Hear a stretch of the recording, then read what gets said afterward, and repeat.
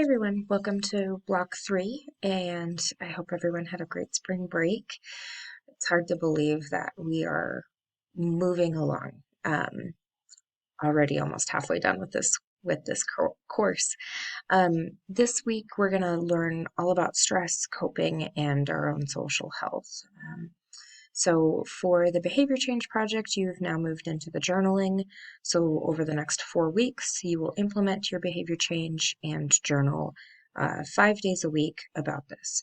So for journaling, you can go to this link and it will take you to the journal. This is something that is private between you and I.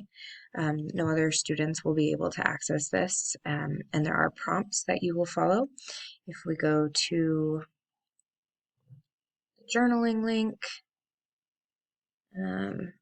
sorry, it's not quite. I have to go this way so you can see it.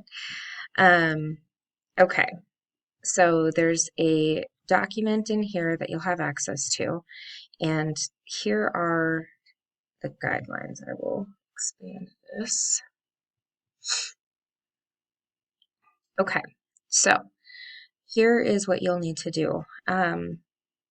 At least 3 sentences in length for the journal, and it needs to be separate entries each day. So each week should have 5 separate entries, and they are date stamped. So I know if you go in on Saturday and you have one block of 5 days worth of journals, you will get credit for one. So this is really important that you're doing each one individually. So at the end of each day, just really record your thoughts and feelings regarding the status of your behavior. Discuss any progress as well as plan for continued progress. And then these questions, these are not required. These are to help guide thinking. These are some things that you could include, but it does not have to be the only thing that you include if there's other areas that you want to discuss as well. Here's an example. It does not have to be very long at all. It's just really gathering some of that pertinent information and really continuing to monitor how you're doing. So there's 2 different examples, and you can see the ones about working out in the gym and ones about assignment completion. So you will have, like I said, 5 different journal entries each week over 4 weeks. So block 3 through 6, you will be doing these journals.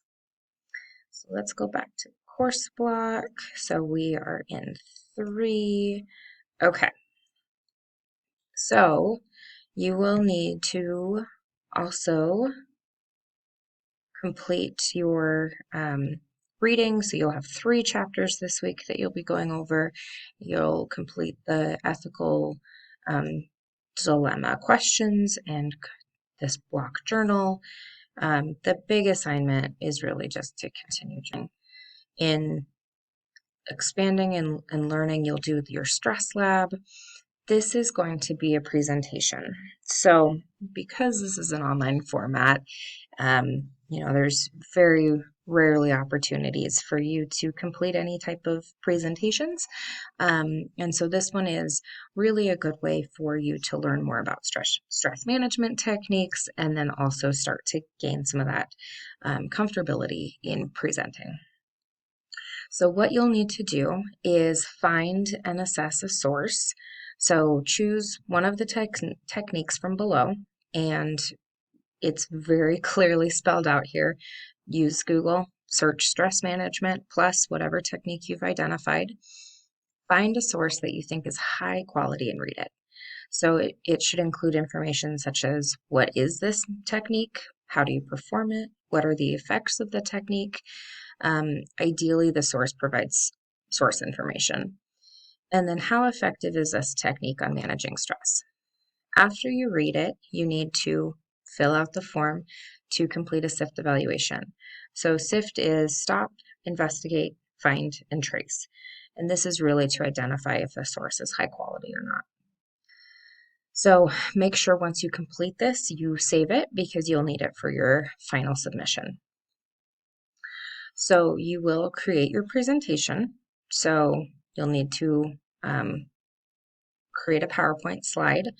or a PowerPoint in which you identify what is your technique, how do you perform it, basically all the questions that you've identified above, as well as a personal reflection. Would you use this particular technique? Why or why not? You also need to cite your sources. These need to be in APA format. So you're not going to be presenting this, you're not just going to be submitting this presentation. You are actually going to be doing a video like I am, and you'll need to make sure that you're able to be familiar with the information in order to present on it.